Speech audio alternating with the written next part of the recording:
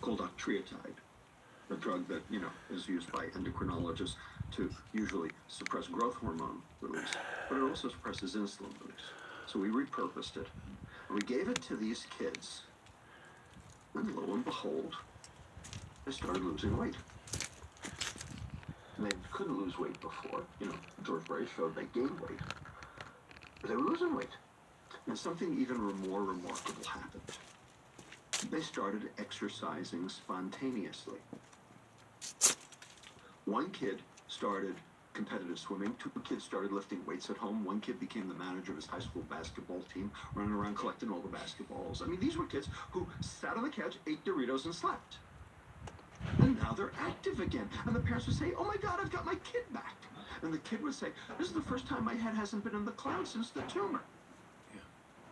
So something had changed their relationship to the world. Not just their relationship to food, but their relationship to the world.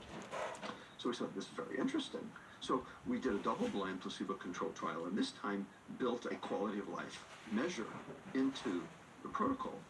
And sure enough, the lower we got the insulin with the drug, not only the more weight they lost, but the more active they were. So what this did, the reason why this is so important, and the reason I'm spending so much time on it, Rhonda, is because this turns the first law of thermodynamics on its head. Because the standard interpretation of the first law goes like this. The first law is, the total energy inside a closed system remains constant. Energy can neither be created nor destroyed, just shifted around. Okay? The standard interpretation that we learn in medical school, and what the general public learns, is if you eat it, you better burn it, or you're going to store it. In which case, the storing part, the fat gain, is secondary to the primary problems, which are the eating and the burning, the gluttony and the sloth. Therefore, the weight gain is secondary to the gluttony and the sloth. Therefore, it's about behavior. Fix the behavior, fix the weight. What we showed in these kids was it's exactly the opposite. Turn it around. What we showed was if you're going to store it, that is a high insulin level leading to obligate weight gain, and you expect to burn it, that is normal energy expenditure for normal quality of life, because energy expenditure and quality of life are synonyms for each other, then you're going to have to eat it. And now the storage is primary and the behaviors are secondary. The gluttony and sloth are actually because of leptin resistance. So we get sick first, and then the weight comes afterwards. That's right. We get sick first, and the weight is secondary. That's exactly right. So this is, monumental. This is huge. But of course, it goes against everything that we are taught, and it goes against everything that, doctors routinely believe. But this was my first aha moment. My second aha moment came in 2006. So I realized that insulin was the bad guy, and we started then changing what we did in clinic. Instead of worrying about weight, we worried about insulin. We said, get the insulin down any way you can. And that's what my clinic became. It became an insulin reduction clinic. It wasn't a weight loss clinic. It was an insulin reduction clinic. And when we got the insulin down, then they lost weight. So in 2006, I was asked to give a talk at the NIH, specifically the National Institute of Environmental Health Sciences in Research Triangle Park, North Carolina. They were having their 100th anniversary of public health. And there was a 2-day symposium. The first day was on their successes, like lead poisoning and pollution and asthma, things they'd figured out and, been able to do something for the public health. And the second day was on challenges. and the morning was going to be obesity and metabolic syndrome, and the afternoon was going to be ADD and autism. Okay? So they asked me to give a talk. What do you think is the single most important environmental exposure that leads to obesity and metabolic syndrome? And I figured that they probably figured I was going to, give a talk about some, like BPA or some other, environmental, toxicant, that's in the water or in the air or, something like that. And I thought to myself, how am I going to, make this worthwhile? And I thought to myself, all right, wait a second. Let's go backwards here.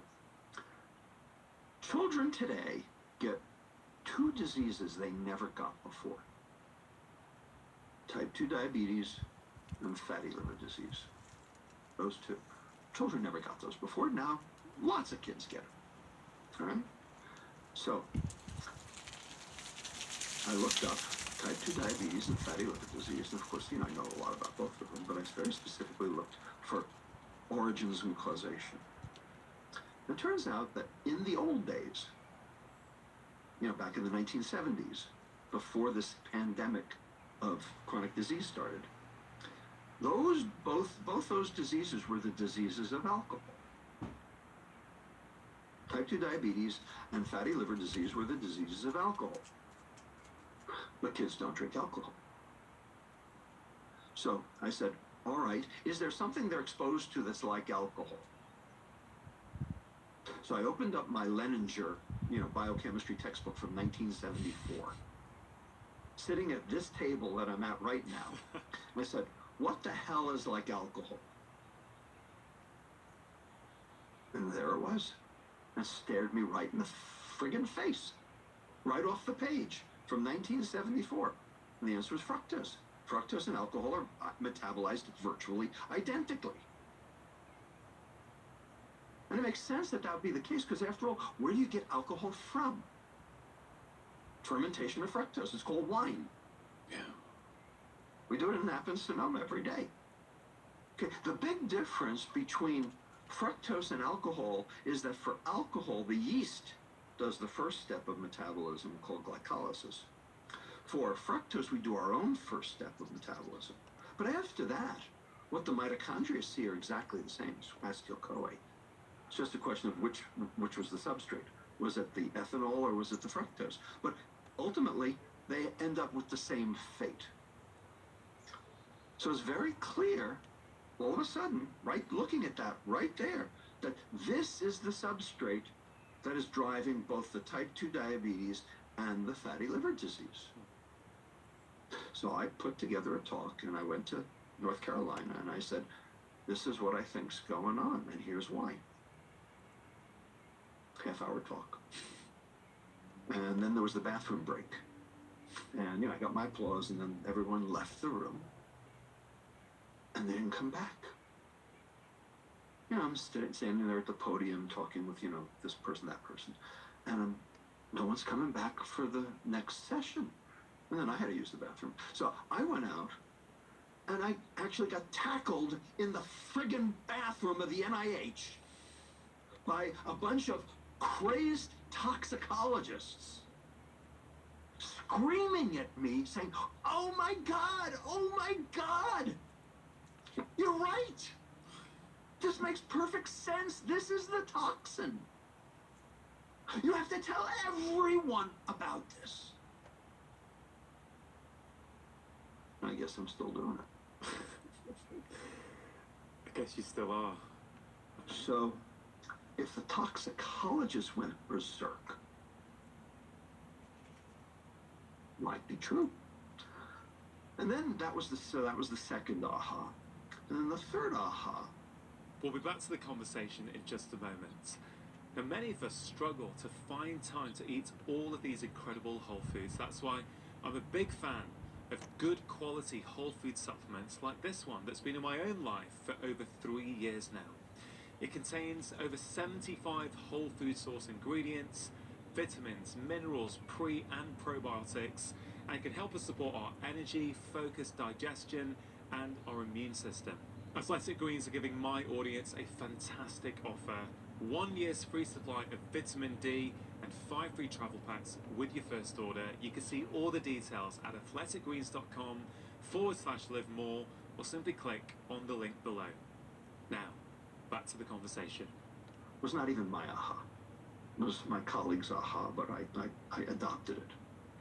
So we got very interested in sugar here at UCSF after that. We actually have a group of us we call the Sugar Hill Gang.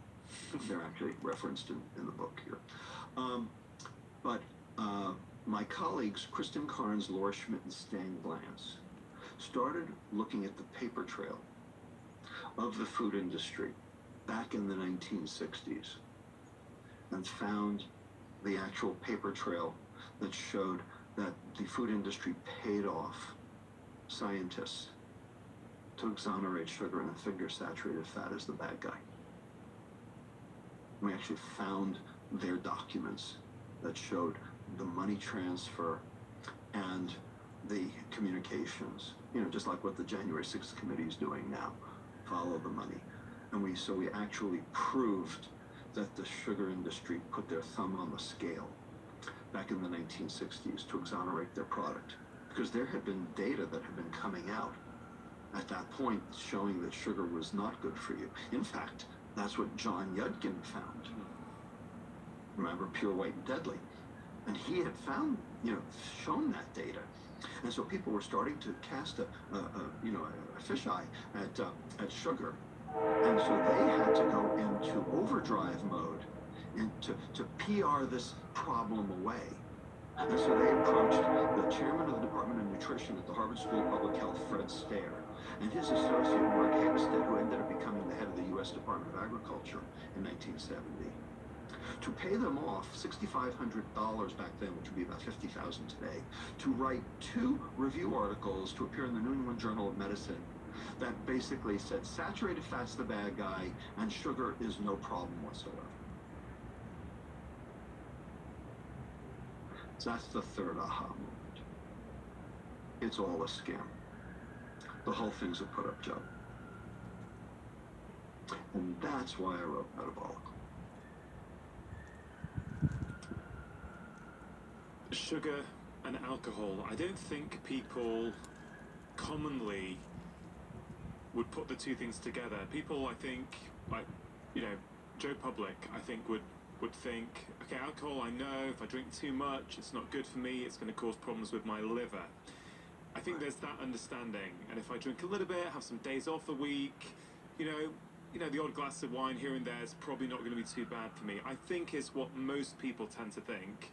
That's true. And if that were the case, that would be true. And that's true for about the 40% of Americans who are social drinkers. 40% of teetotalers don't touch your stuff, okay. 40% of social drinkers can pick up a beer, put it down like me. Okay, but 10% are binge drinkers and 10% are hardcore alcoholics. Yeah. But I don't think people think of sugar in the same way in terms of what it does for the liver. And I think that's a really, eye-opening comparison for a lot of people. The other thing you said, which I think really beautifully ties into the start of this conversation, is that you started running an insulin reduction clinic. Right. And, like you, I'm very passionate in root causes, and this idea that we've labelled all these so-called separate diseases. We get taught about them at medical school as, they're all separate entities. For this disease, you take this drug and you have this sort of treatment, and we look at that downstream pathology, don't we? But you mentioned mitochondria at the start in terms of what sugar or excess sugar can do to mitochondria, and that, mitochondrial dysfunction sits at the heart of so many different conditions, but also insulin resistance, right? So that insulin resistance, that insulin lowering clinic actually would probably, depending on who was coming in, I appreciate you're a pediatrician, but if all of us as doctors ran insulin reduction clinics, we would get rid of 75% of the chronic disease in the world. Exactly. It's that root cause again, isn't it? Yeah, absolutely. I completely agree, which is what I'm trying to, bring to, medicine. Unfortunately, medicine is provincial. medicine doesn't, respond very well to, new ideas. Yeah. It's, it's, it's a cartel, if you will. You're very critical of modern medicine in the book. You say modern medicine treats symptoms. You say modern medicine is not You the say that solution. too. I do indeed, and I agree with this. It's something it's one of my big frustrations in my, what, now 21 year career, seeing patients. It's like, I sometimes wonder if doctors honestly ask themselves sometimes at the end of their day, and obviously it depends where you work. I'm not talking about intensive care. I'm talking about, chronic patients that, and I did this once, Rob. I did this in general practice once. I asked myself at the end of the day, how many patients do you honestly think you've really helped today? And, quite a few years ago, it was 20%. I thought, I've really helped 20% of people. The other 80%, I've done something. I've sent them off for a test. I've, referred them, or I've given them a drug. But I kind of knew they'd be back. I thought, I'm not really getting to the heart of this problem. I knew it, and I kind of feel the patient knew it as well. And that's kind of one of the things that led me on this journey to try and understand that there must be a different way. And that's why I think Metabolical is such a wonderful book. It outlines the history, it outlines the science, but it also gives some really practical solutions. And, I love we mentioned the liver a lot so far. So one of your big messages in the book is protect the liver and feed the gut. Right. In terms of dietary advice for people. And, a lot's been written about food in the past, but that's very fresh, I think. That's quite a new idea for people. And I wonder if you could explain then, what do you mean protect the liver and feed the guts? Sure. Well, before we go into protect the liver, feed the gut, because that'll take up the whole rest of our podcast, is explaining all that. I want to just address the whole medical school thing, and how you felt as a doctor. Me too. The bottom line is, we treat medicine, and unfortunately, medical schools treat medicine like a big game of Clue. Colonel Mustard in the conservatory with the candlestick. Match the symptom card with the diagnosis card with the treatment card, and discharge your patient. In fact, in 1980, there was a game that we used to play in residency, on like Sunday mornings before things got busy in the ER, called Intern. And that was what you did. You basically took your symptom, you got a symptom card, you got a diagnosis card, and you got a treatment card. And once you got the three of them together, you got rid of the patient. First, player to discharge, to discharge all their patients won the game. And that's how we treated it. So, these diseases, got a meningitis, here's an antibiotic. Got cancer, here's a chemotherapy. But the fact is, chronic disease doesn't, really fit into that. Yeah. There are 8, count them, 8 chronic diseases that have completely taken over modern medicine. 8. And here they are. Type 2 diabetes, hypertension, dyslipidemia, cardiovascular disease, cancer, dementia, fatty liver disease, polycystic ovarian disease. Those 8. Those 8 now account together for 75% of all healthcare costs. And none of them have a cure. None of them even have a treatment. But they all have a prevention. We're not preventing it. We're handing out, statins, or, oral hypoglycemics, or, antihypertensives, like candy.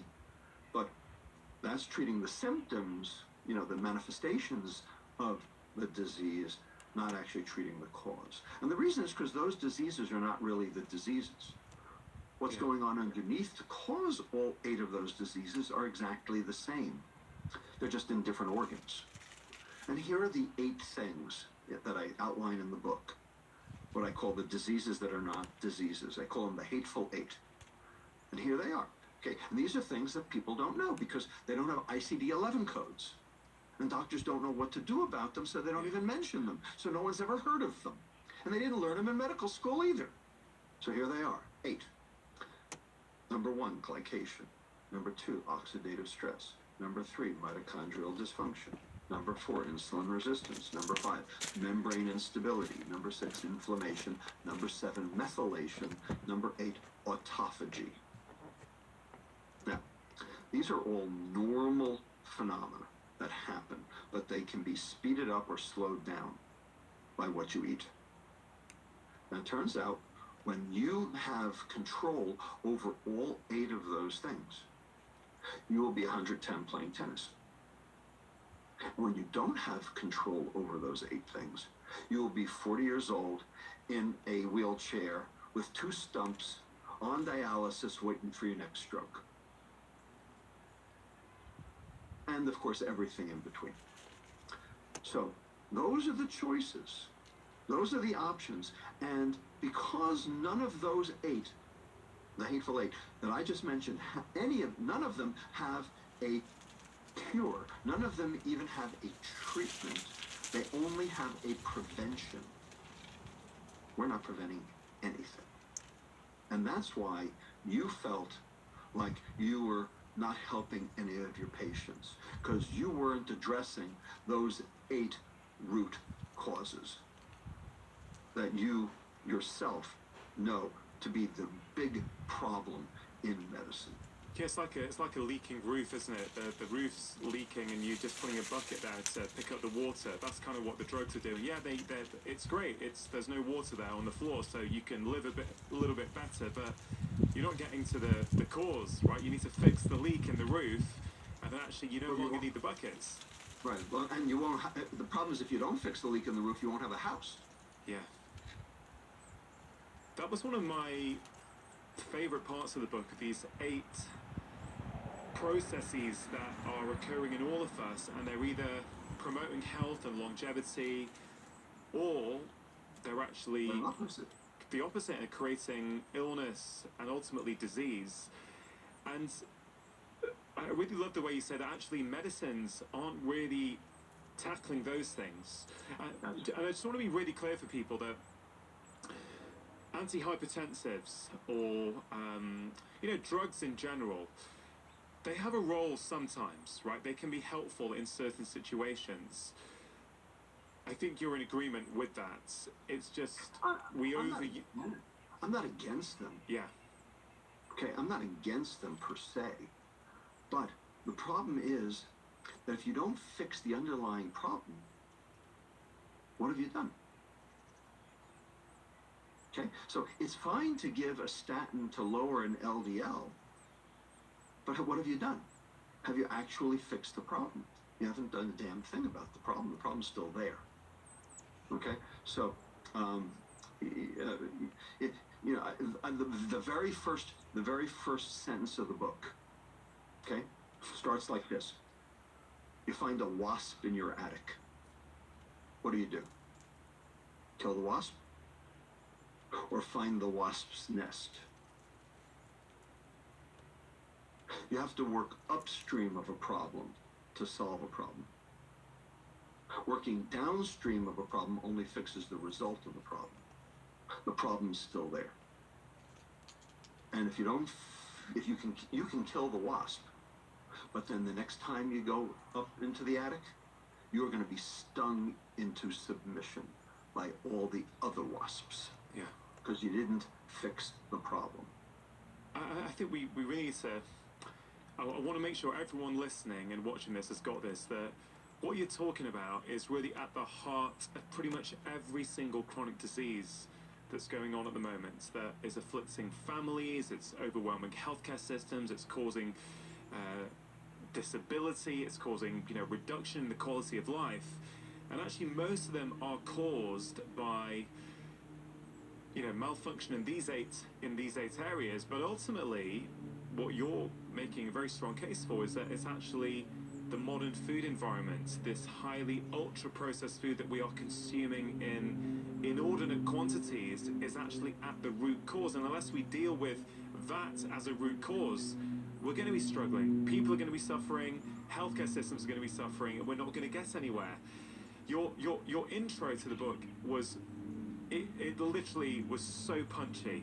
Like, we could just do a podcast on the introduction, frankly. But there's a couple of bits I've underlined, which, if you don't mind me reading it back to you, your own book. I so appreciate that you called my intro punchy, because several people on Amazon have said all he did was rant.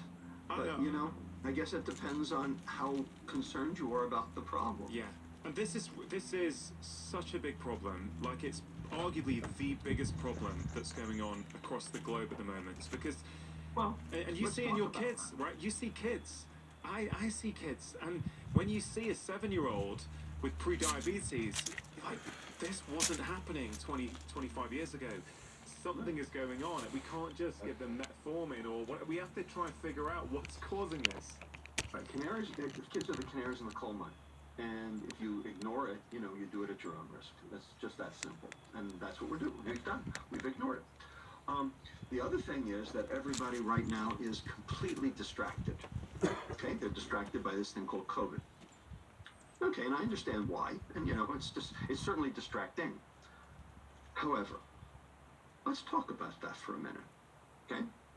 People are dying in droves in every country, UK, US, you name it. Do you know where they're not dying? They're not dying in countries that actually still have real food. Third world countries actually have a very low death rate. And it's not because they're using masks or hand washing, or social distancing. The reason is because they're eating real food. And we have the data on mortality rates of the different countries. I can put it up on the screen if you want. But the bottom line is, it's only the developed countries that have the high mortality rates. Now, why is that? So, we've identified the elderly, and they have immune dysfunction. We understand that. They can't generate the same cytokine response that you need, that everyone else should be able to. Okay. Let's put the elderly aside for a moment, because that's true everywhere. It was true in Italy, too. But the other three things, the other three demographics that were shown to be, related to COVID mortality, here they are. People of color, the obese, and pre-existing conditions. Those three. People of color, the obese, pre-existing conditions. What do those three demographics share in common? Probably poor socioeconomic conditions, poor diet, lots of highly processed food. Right. Ultra-processed food consumption. Crappy diet, ultra-processed food consumption. So why should your food make a difference as to whether you die from COVID or not? Why is that? Here's why. 3 reasons. Number 1. The virus is very smart. It wants to attack all your cells. And every cell in your body has a receptor that helps regulate water within the cell.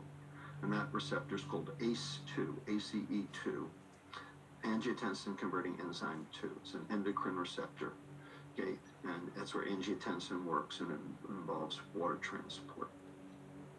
All right? So every cell has it. Turns out the virus uses that protein as its injector point. Well, high insulin increases ACE2 because high insulin causes water retention. And so there are more ACE2s on all your cells, so you are more at risk of being infected when your insulin's high. And your insulin's high because of processed food. That's one. Number 2, diabetes, high blood glucose. High blood glucose, turns out the glucose actually crystallizes around the edges of those ACE2s, holding them open, making it even easier for the virus to inject its RNA. Number 3, short-chain fatty acids. So short-chain fatty acids come from fiber consumption. And of course, ultra-processed food is devoid of fiber. Short-chain fatty acids suppress the cytokine response. And we now know it's not the virus that kills you. It's your cytokine response that kills you. Because your cytokine response is basically sort of like a nuclear blast that affects even your normal cells, but it's trying to get rid of the foreign invader. But you have to temper it. You have to be able to manage it. You have to be able to pull it back. You have to be able to minimize it. Short chain fatty acids that come from the digestion of fiber in the gut are one of the things that improves that cytokine response. And that's why fiber is anti-inflammatory and also improves insulin sensitivity. But processed food doesn't have any fiber. It's been, that's been removed for shelf life.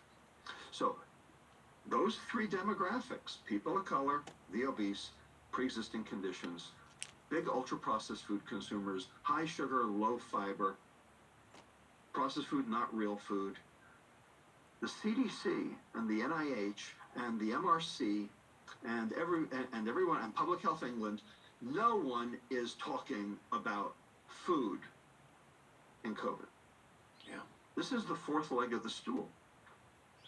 Okay, we all talked about masking and hand washing and social distancing. Garbage. Fix the food.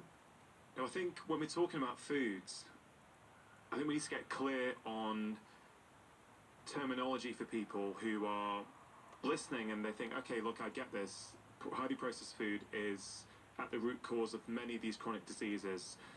Over half of what we're consuming as a country, as a Western society, are these foods. So I guess we need to really help people understand, what are these foods? There's this part in the introduction where you actually, I've underlined it, you said, what if this slow consumable poison looks like everything else in the store?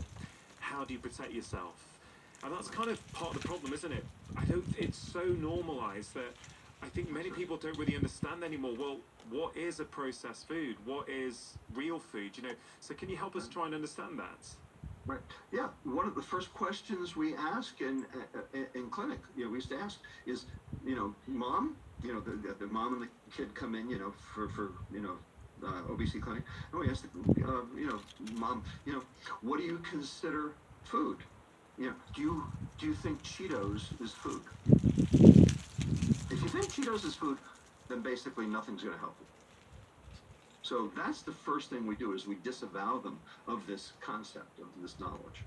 So what we did in our clinic to be effective, and we actually studied this, we published on it, we validated it as an instrument. What we did was we took all newcomers, all new referrals to our clinic, and we did a teaching breakfast. So these kids came in fasting, so we could get comorbidity and safety labs. And they saw the doctor, they got their blood drawn, they got their physical exam, and then they went to the teaching breakfast. 6 kids, 6 parents around a table, 1 dietitian, English and Spanish, different times. All right, so that everybody, got a teaching breakfast. And we got a $100 gift certificate from Trader Joe's every month to basically buy the food for the teaching breakfast. And of course, our dietitian went out and bought the right stuff, not the wrong stuff. And she would then narrate he would narrate for an hour why these foods were on the table for breakfast and why the stuff they were buying at home was the wrong stuff.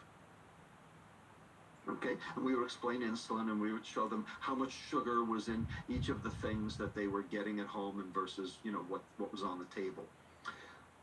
And 4 things had to come out of that, and we actually validated this. 4 points, 4 different points that conferred success. Number 1, the parent had to see the kid would eat the food. Number 2, the parent had to see the parent would eat the food. Number 3, the parent had to see other kids would eat the food, because they got other kids at home. Number 4, we showed them the bill. They had to see they could afford the food. All 4. If we got all 4 boxes ticked, those patients did well. And then there was no going back. So this was a training moment. This was a teaching moment. This was a way we could explain to parents and to kids what was going on and model for them so they can see one, do one, teach one, like we always do in medical school. If you tell people what to do, they will not do it. If you show people what to do and they do it, then they'll do it again. Yeah. And not until. The term real foods, I like it, you use it, but it does get a bit of pushback from certain academics. And, I saw one, I think, on Instagram just a couple of weeks ago, a very prominent researcher in obesity in the UK, denigrating the term, saying it smacks of privilege, it's, all kinds of things about it. And here's the thing, my view, Bob, is that I found it to be very useful with my patients. Of course, if my patients don't like it, I'd come up with something else that they understand. But generally speaking, I think the things like, would your grandparents recognize it as food? I think people find it quite helpful. Or does the food packet have more than 5 ingredients on it or not? As a kind of general rough rule, they're not perfect, but they're all kind of guidelines to try and help people make sense of this ultra-processed food environment in which they're living. And I wonder why there's so much criticism. It's like, these things are there to help people. If you find it helpful, great. If you don't, fine, use something else. But I find a lot of people, particularly in medicine and academia, look down on these kind of, what are considered simplistic terms. Yeah, I've heard those complaints also before, and I've heard about the quote smacks of privilege also. Basically, what we're saying is real food is food that came out of the ground or animals that ate the food that came out of the ground. That's real food. Okay? As soon as a human touched it, now it's processed.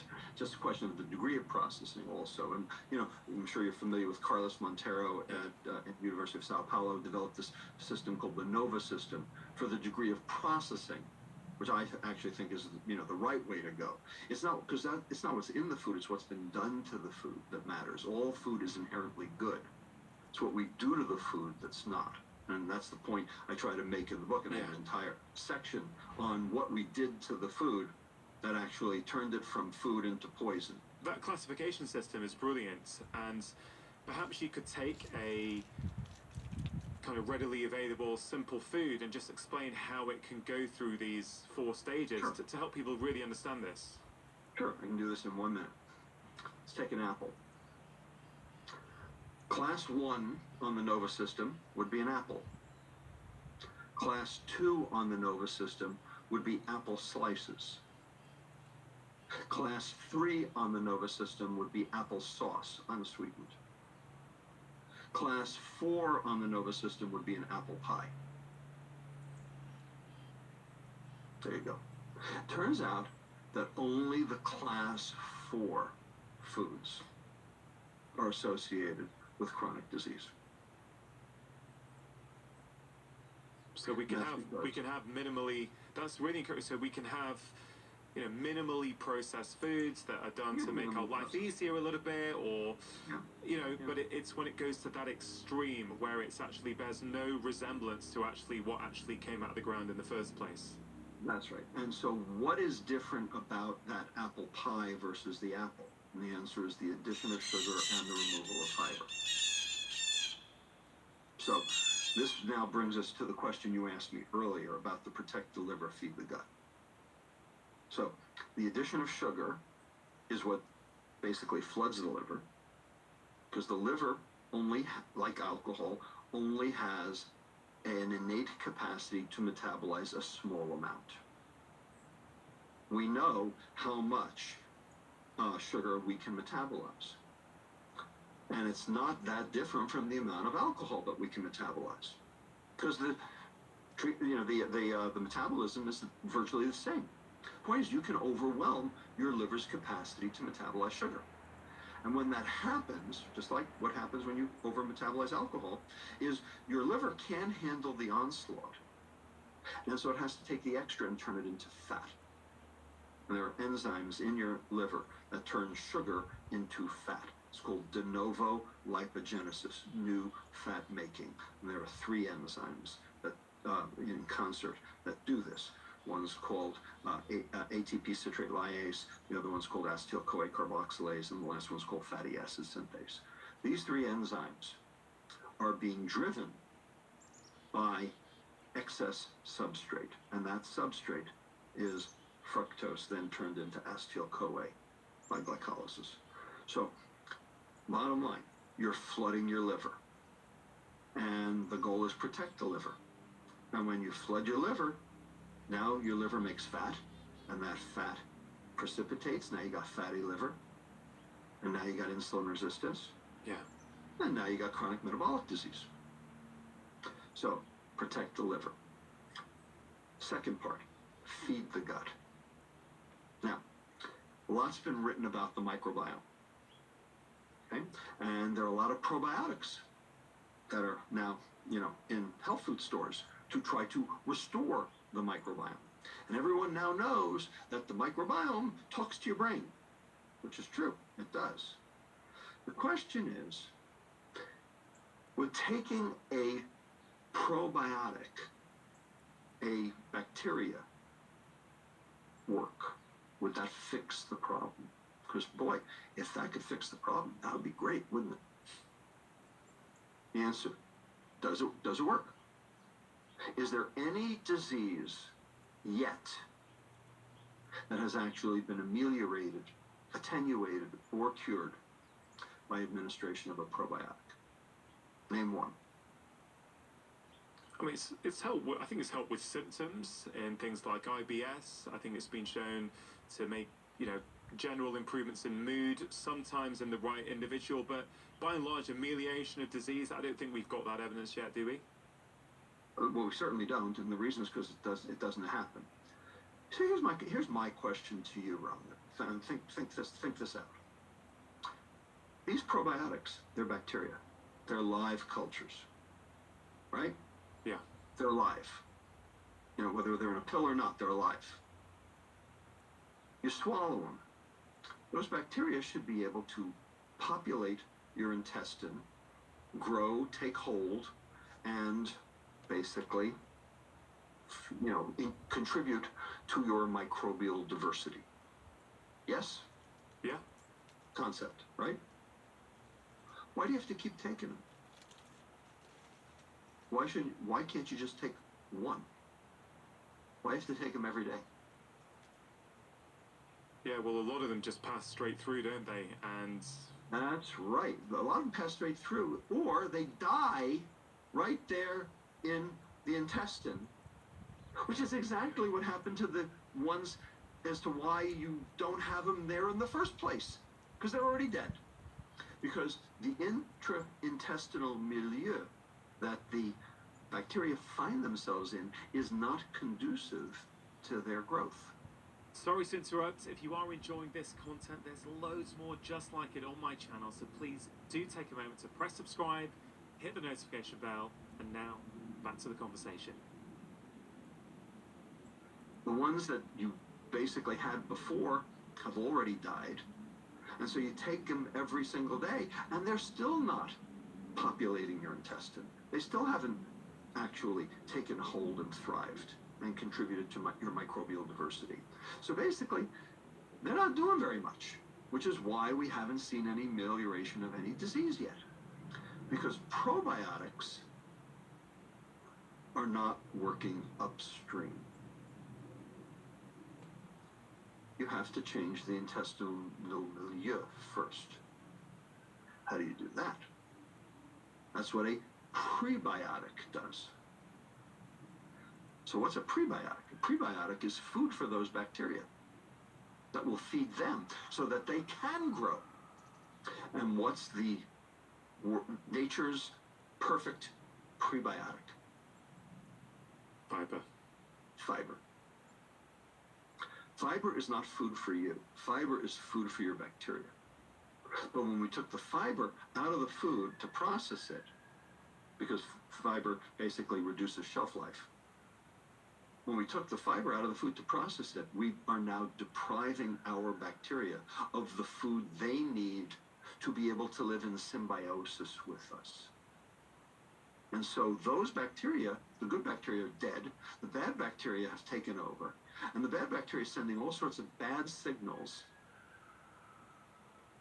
actually suppressing serotonin generation in the intestine, thereby reducing the anterograde transport of serotonin back up into the nucleus tractus solitarius, and that's called depression. Yeah. Okay. Also, because you're not feeding those bacteria, that bacteria are basically stripping the mucin layer right off your intestinal epithelial cells because they can eat that. And that's then exposing and denuding your intestine and making it, all the junk that's in your intestine basically can get through, called leaky gut, contributing to inflammation, inflammatory bowel disease, irritable bowel syndrome, and insulin resistance. All because you didn't feed your gut. And that's how the whole thing gets tied together here. That's some very simple but very, very brilliant advice. Protect the liver, feed the gut. But the modern food environment, the ultra processing of food is overwhelming the liver with sugar, and it's starving the gut through its lack of fiber. And then the consequences are the liver could be, fatty liver, type 2 diabetes. But the problem when the gut gets starved and, as you say, leaky gut or increased intestinal permeability sets in, then you're opening up for everything: autoimmune disease, food allergies, Alzheimer's, depression. All these things have been associated with increased permeability in the gut. So it's a very simple maxim, but one that actually, again, going to that nexus of the root cause, it's kind of right there, isn't it? And that's, this is the other thing I really liked, Rob, is that you don't seem to have a preferred diet. Very much like me, I'm always like you. It's unprocess the diet first. Let's just get out the junk. Let's get the real food in, and then let's see where we are. So, how does you feel that like a vegan diet or a low carb diet or a whole manner of diets can fit this maxim of protecting the liver and feeding the guts? Yeah, I'm agnostic as